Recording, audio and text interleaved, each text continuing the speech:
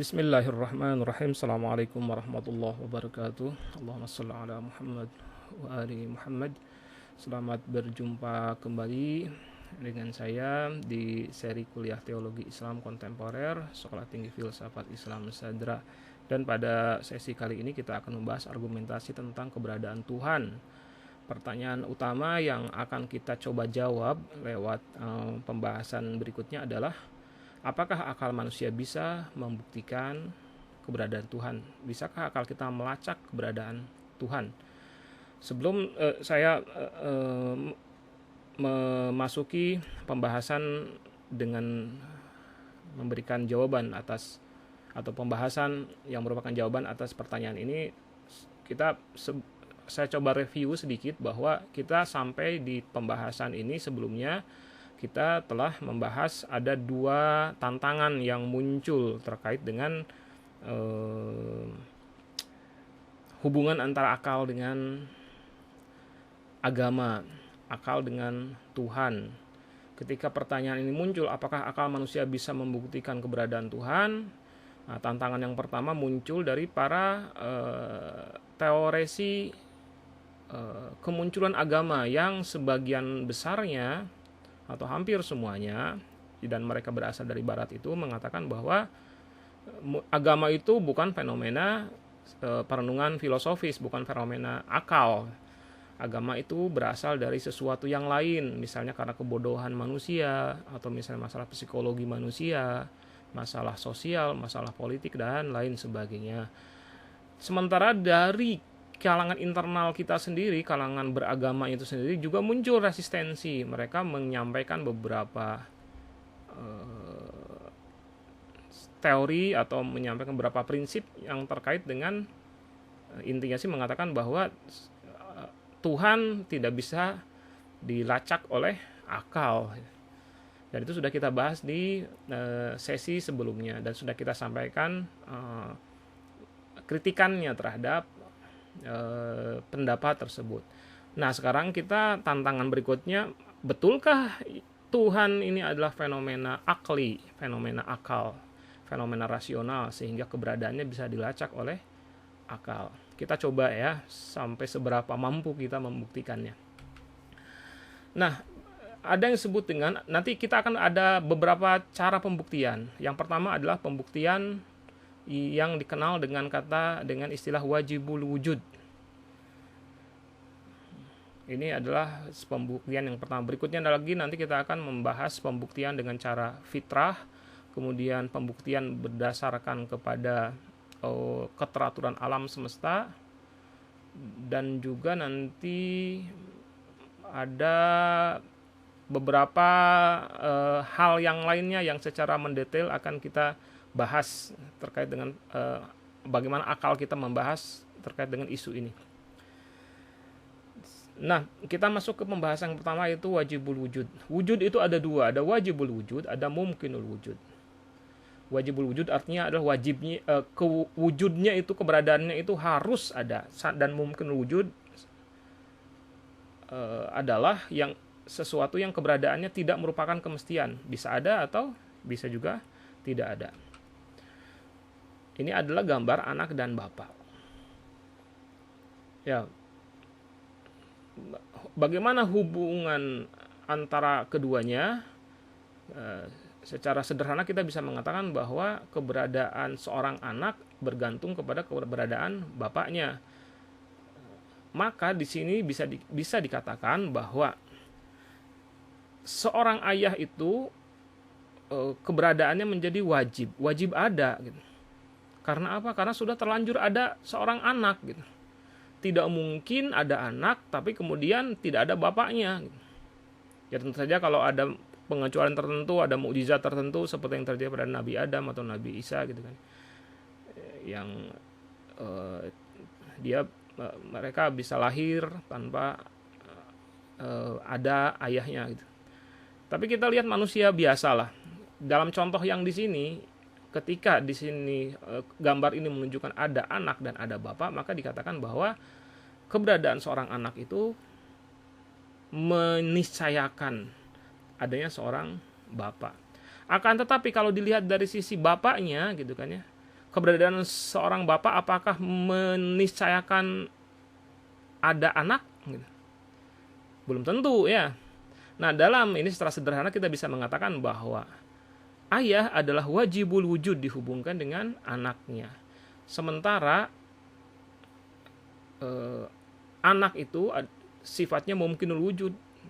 Jadi ada seseorang bisa jadi punya anak, bisa jadi tidak, kan gitu kan ya. Maka anak itu adalah mumkinul wujud. Keberadaannya mungkin ada, mungkin lahir dari seseorang itu, seorang ayah tersebut. Tapi bisa jadi tidak. Nah, itulah sederhananya. Atau misalnya kita pakai contoh yang lain, cahaya bulan.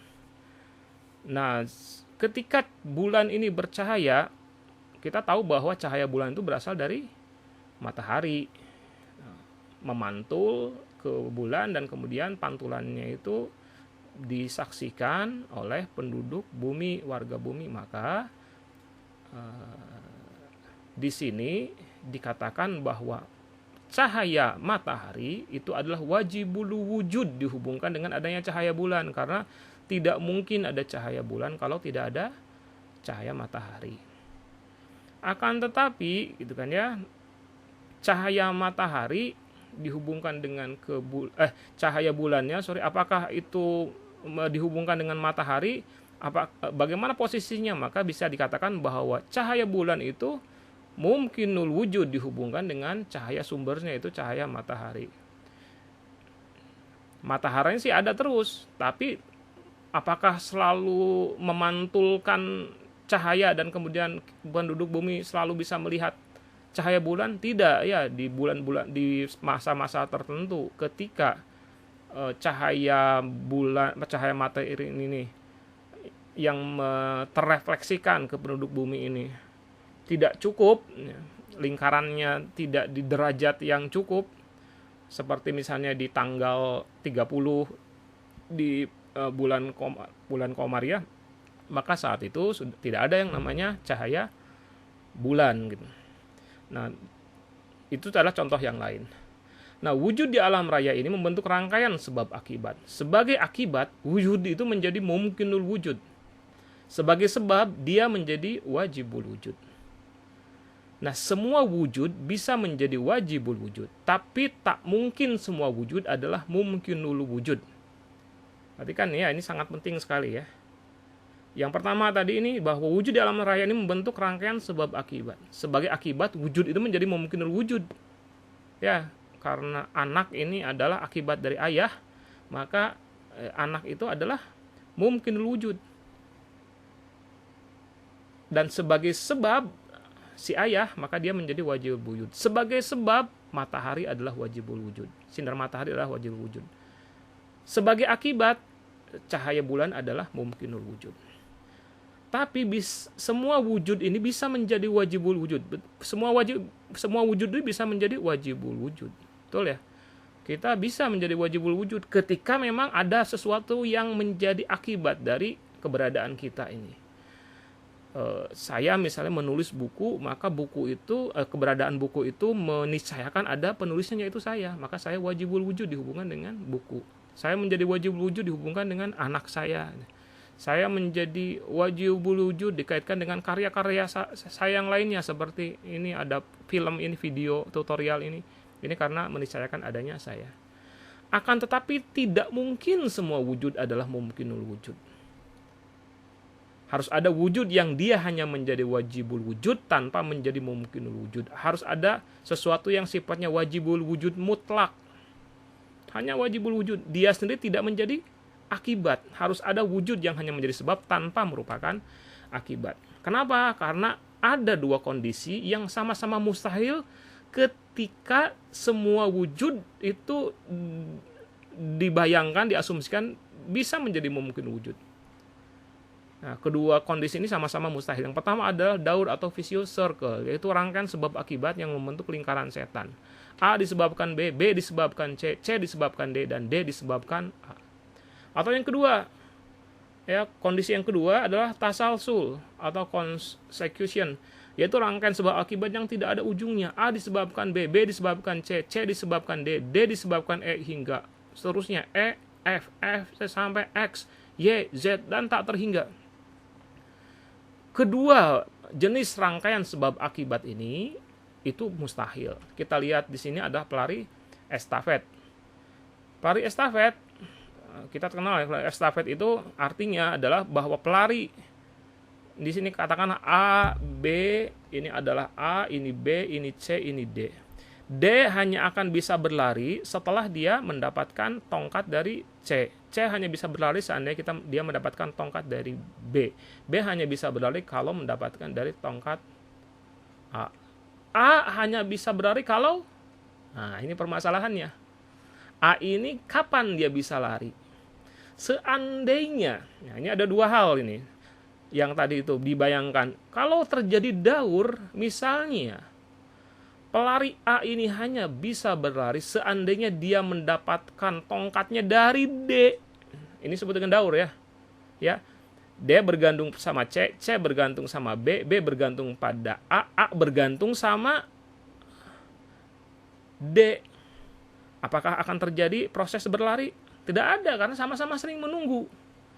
A nggak mau gitu berlari karena dia nunggu di D, menunggu ada tongkat dari D. D juga nunggu dari C, C nunggu dari B, B nunggu dari A.